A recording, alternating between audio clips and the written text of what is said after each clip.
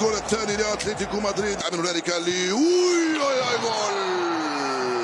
إذا سجل برشلونة في العشر دقائق يعدل النتيجة، يفعلها ليفاندوفسكي ويعيد الأمور إلى نصابها. 2-1 تصبح النتيجة في سيناريو غير متوقع. لا هدف الأتلتيكو كان متوقع ولا هدف ليفاندوفسكي كان متوقع.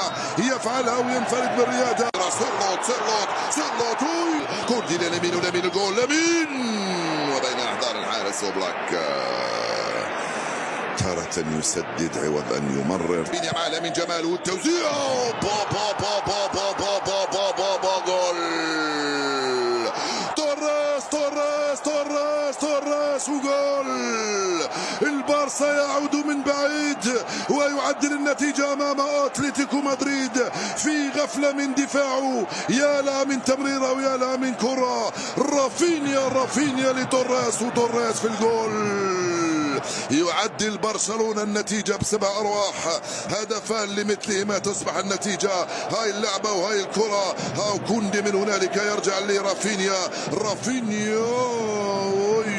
لم يكن متسللا توريس وعدل النتيجة لبرشلونة.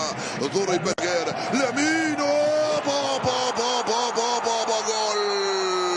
خدعهم لامين جمال وسجل الهدف الثاني. يا سلام في نهاية المطاف. لامين جمال الغزال يفعلها ويسجل الثالث لبرشلونة في الأنفاس الأخيرة. الكرة تصطدم برينيلدو ويأتي الجول الثالث لبرشلونة. توريس والرابع 4-2 لبرشلونة على أتلتيكو مدريد. أحلى نهاية بالنسبة للبارسا وأسوأ نهاية للمباراة بالنسبة لسيميوني وأتلتيكو مدريد. توريس اختطف الكرة. توريس دخل. توريس راوغ. توريس ضربها على يسار بلاك. توريس سجل رابع أهداف المباراة لبرشلونة أمام أتلتيكو مدريد. هكذا هي الانتصار.